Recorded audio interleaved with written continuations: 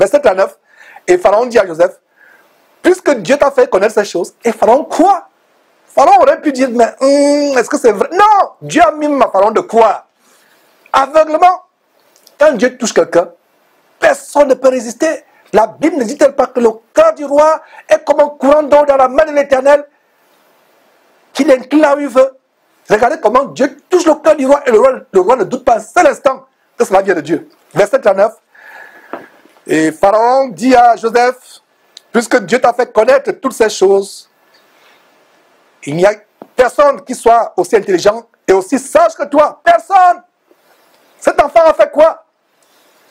Il y a des parents qui se soucient, qui disent, ah, il faut que mon enfant ait au moins le bac. Il faut... Nous les parents, regardez, vous et moi, regardez la peine qu'on se donne pour que les enfants deviennent intelligents. On est là tous les soirs, on veut inculquer les connaissances aux enfants. C'est pas mauvais, détendez-vous. C'est pas mauvais. Nous devons faire notre part. Mais je vais vous dire une chose, mes frères et sœurs. Un enfant qui est sorti de la brousse, là où il était à Canaan, il sort de la brousse pour arriver où? Dans une civilisation tellement sophistiquée, avancée comme celle des Égyptiennes. Mes frères et sœurs, il est plus sage que ceux qui avaient passé des années à être formés. Dans la cabale juive, la mystique, la magie juive, on n'est pas formé sur la moins de 40 ans. On vous prépare déjà, on vous prépare, et c'est à 40 ans que votre vraie formation commence. Ceux qui font les arts magiques juifs, la cabale, qui passionnent les pasteurs comme Marcelo Tinassi et autres. Cet enfant sort de la brousse, là il faisait perdre le bétail de son père, à cause de la sagesse de Dieu en lui, à cause de ce que le pharaon lui-même a reconnu, l'esprit de Dieu en lui. Il n'y a aucun homme sage, aucun homme plus intelligent dans tout le pays d'Égypte. Mes frères et sœurs, c'est tout naturellement que Pharaon dit quoi au verset 40? Je t'établis sur ma maison, c'est-à-dire sur l'Égypte, et tout mon peuple obéira tes ordres. Le trône seul m'élèvera au-dessus de toi. Le trône seul, il n'a pas dit moi seul, c'est le trône. Donc il y avait un symbole. Le trône, ce n'est qu'un symbole. Il n'a pas dit moi seul, je m'élèverai. Non, le trône. Parce qu'il y avait les règles par lesquelles le trône devait être transféré.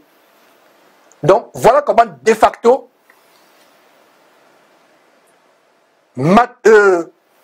techniquement parlant, Joseph devient plus grand que le pharaon. Le pharaon est seulement là pour symboliser la grandeur du trône. Et d'ailleurs, regarde le symbole qui se passe au verset 42. Il y a un symbole. Il y a un geste que le pharaon va faire qui confirme ce qu'il vient de vous dire. Lisons d'abord le verset 41. Pharaon dit à Joseph, vois, je te donne le commandement de tout l'Égypte. Et voilà le symbole que Pharaon retire l'autorité de lui-même, personnellement, et remet l'autorité de la royauté à Joseph. Verset 42. Pharaon ôta son anneau de la main et le mit à la main de Joseph et le revêtit d'habits de fin lin et lui mit un collier d'or au cou. Je suis persuadé que cette chose même n'impressionnait pas Joseph. Il acceptait ce collier et cet habit de lin fin malgré lui pour ne pas offenser le roi. Mais ça ne l'épatait pas, ça ne disait rien. Pour vous en convaincre, allez retourner encore voir comment Joseph servait dans la maison de Potiphar. Tout ça, il n'était pas impressionné. Verset 43. Les habits de lin fin. Regardez les haillons.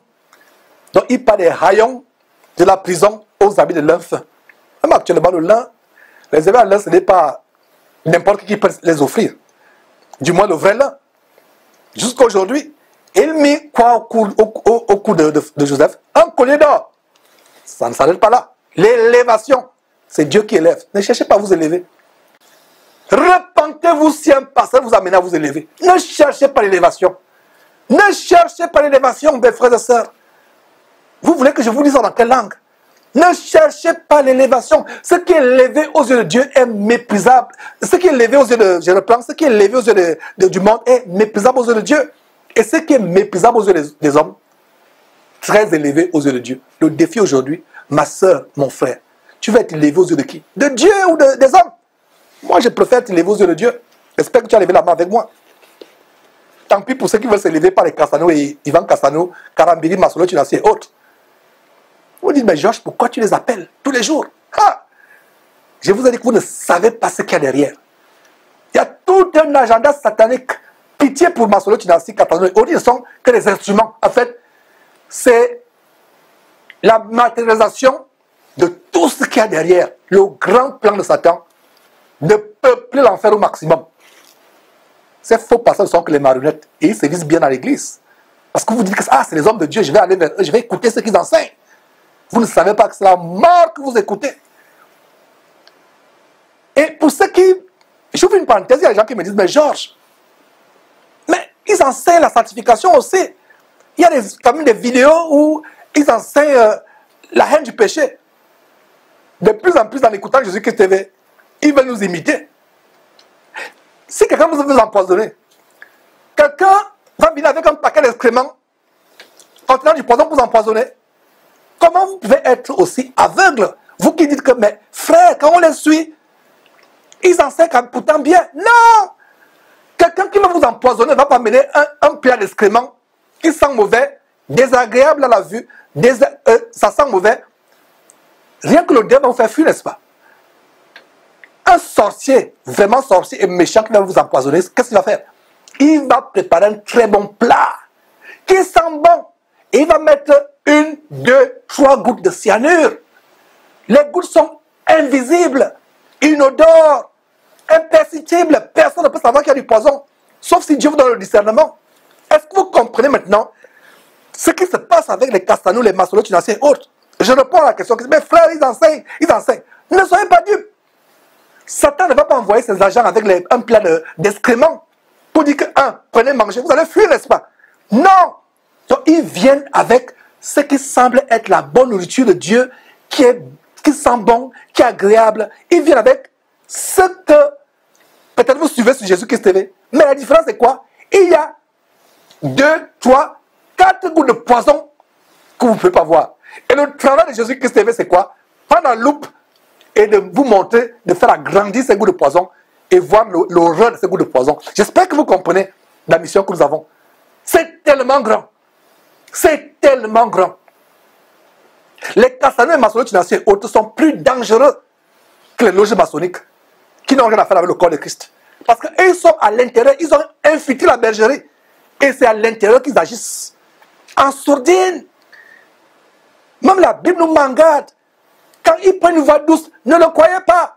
Proverbe chapitre 24, non, chapitre 26, Proverbe chapitre 26, verset 24 à 26. Par ses lèvres, celui qui hait se déguise. Quand il prend une voix douce, ne le crois pas. Quand il y a cette abomination dans son cœur. Mais la promesse toujours dans Proverbe chapitre 26, au verset 26 dit, mais sa méchanceté se révélera au milieu de l'assemblée. Voilà la mission de Jésus-Christ. Faire révéler la méchanceté que ces gens cachent. Ils viennent avec des voix mielleuses. Quand Masolo, tu la suis pas, oh là là, tu as l'impression que c'est un ange qui est descendu du ciel. La Bible dit quoi? Ces gens se transforment en anges de lumière. Ce n'est pas étonnant. Ils se transforment en ministre de Christ. Ce n'est pas étonnant puisque la terre, le diable, se transforme en ministre de Christ. Il vous apporte un plat qui sent bon. Il vous apporte un bon plat. Mais il y a du poison à l'intérieur. Vous ne pouvez pas avoir du poison. Nous sommes là pour vous montrer le poison qu'il y a derrière. Et ce poison, c'est quoi? C'est la franc-maçonnerie. Ce poison, c'est quoi? C'est la cabale juive. Voilà ce qu'il y a derrière.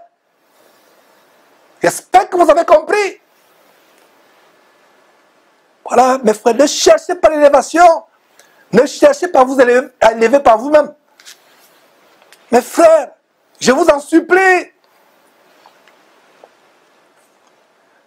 Il fit monter, verset 43, Joseph sur le char qui suivait le sien. Et l'on criait devant lui, à genoux. Wow, mes frères et sœurs.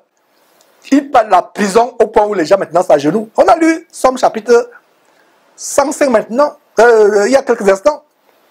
À genoux. C'est ainsi que Pharaon lui donna le commandement de tout le pays d'Égypte. Verset 44. Il dit encore à Joseph, je suis Pharaon, et sans toi, personne ne lèvera la main ni le pied dans tout le pays d'Égypte.